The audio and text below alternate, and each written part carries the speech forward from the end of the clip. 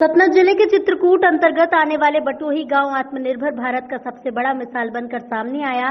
बटोही गांव जो कि एमपी यूपी सीमा का सबसे आखिरी गांव है, जो कि कुछ सालों पहले तक 10 यू प्रभावित क्षेत्र में आता था, वहां पर शुरू से ही डकैतों का क्षेत्र माना जाता है। डकैतों से परेशान होकर कुछ लोगों ने गांव से दूर जाकर अपना गुजर बसर करना चालू कर दिया, पर आज मीडिया के अथक प्रयासों के बाद गांव में शिक्षा, बिजली जैसे संसाधन चालू हो गए हैं, जिसके बाद अब गोलकी देवी सामाजिक सेवा संस्थान के प्रयासों के बाद अब गौ अभ्यारण्य बगदरा पोस्ट के रूप में करने का प्रयास किया जा रहा है।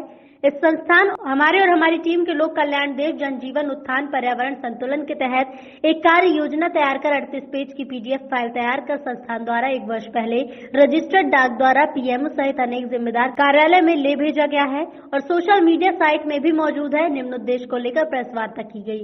वर्षा जल संरक्षण और वन संरक्षण, वन्य जीवन, आयुर्वेद और औषधि संरक्षण, गौ अभ्यारण्य, गौवंश संरक्षण, निराश्रित असहाय वृद्ध आश्रम और सोलर प्लांट की मांग की गई। सभी योजनाओं का अस्तित्व में लाने के बाद आत्मनिर्भर और स्वावित्त पोषित होनी चाहिए। गोलकी देवी संस्थान के राष्ट्रीय प्रवक्ता अनुराग पटनाहा ने अनुरोध किया है कि हमारी इस राष्ट्र उत्थान और लोक कल्याण की कार्य योजना को गंभीरता पूर्वक समझ में और जो लोग इसमें कुछ कर सकते हैं, ऐसे जिम्मेदार लोगों तक और जाने की अपेक्षा के साथ उनके सहयोग की जरूरत है। ब्यूरो चीफ सतना जितेंद्र शर्मा की रिपोर्ट। मोटर जब डलवाया और जब बटन दबाया एक बूंद पानी उसमें नहीं निकला और पूरी टीम हमारी निराश हो गई। हम लोग निराश होकर के बैठे थे और सोच रहे थे कि आखिर यहाँ पानी के लिए मरी पड़ी थी। जब वहाँ के एसटीएफ से पूछा हम लोगों ने, पुलिस कर्मियों से, उन लोगों ने हमें बताया कि ये गाय सिर्फ पानी के लिए मरे, हम लोग पानी सतना से पीने के लिए आता है। ये मामला गोलकी देवी सामाजिक सेवा संस्थान काऊ सफारी का जो हमारे बगदरा घाटी पोस्ट के बगल में गौ अभ्यारण्य का कार्यक्रम चल रहा है, उसमें हम यह चाहते हैं कि सरकार के द्वारा हमें वहाँ पे तारी बाड़ जो लगाना है उसके लिए नेचुरल तरीके से वहाँ पे सहयोग करे और हमारी जो गाय हैं, जितनी गाय पूरे ज़िले में आवारा, पूरे प्रदेश में आवारा किसान अपनी खेती नहीं कर पा रहा, इनके आए दिन एक्सीडेंट हो रहे हैं, इन गायों को वहाँ पे हमारे भेजें। हम लोग वहाँ पे व्यवस्था बनाए हुए हैं, हमारा वहाँ अच्छी घास है, उनके लिए रहने के लिए पर्याप्त मात्रा में वहाँ पानी है, पर्याप्त मात्रा में वहाँ पे उनके भरण पोषण के लिए सब पूरी हम लोग ने व्यवस्था की है। और हम यह सरकार से यही चाहते हैं कि हमने कई बार पत्राचार कर चुके हैं और आज तक उसका कुछ निष्कर्ष नहीं हुआ।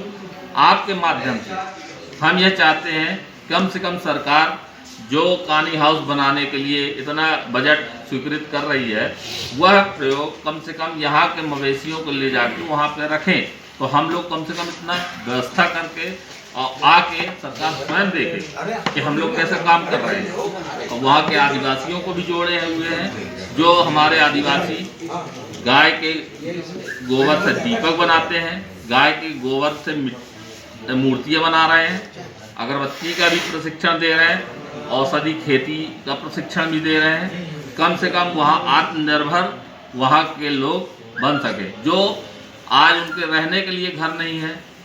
आज वो बेचारे, हम लोग ने देखा कि वहाँ पढ़ने के लिए शिक्षा, जो सबसे बड़ा महत्वपूर्ण चीज़ है, शिक्षा नहीं है।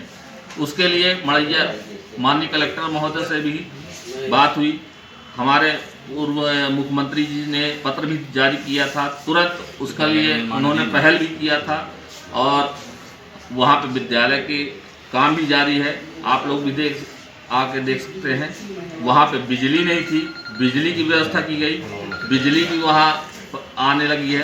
तो हम लोग यही चाहते हैं कम से कम हमारे जो वहाँ का डकैत क्षेत्र है, और डकैत क्षेत्र में हम यह नहीं चाहते कि हमारे आदिवासी कोई भी बंदूक उठा के वहाँ डकैत बने। हम यह चाहते हैं कि वह आत्मनिर्भर बन के अपने घर का और अपना जीवनोपार्जन बनाए और अपने घर का, परिवार का अच्छा भरण पोषण करे। यही हमारा लोगों का उद्देश्य है। और दूसरा हम लोग यह चाहते हैं कि आप लोग के माध्यम से कि वहाँ पे अभी ठंडी का मौसम है, हमारे मवेशी गायें बेचारियाँ पेड़ के नीचे रहती हैं, तो हम लोग अभी प्राकृतिक उनकी व्यवस्था कर रहे हैं, पैरा वगैरह बना के, उनकी मड़ैया बना के कम से कम वहाँ वो रहें।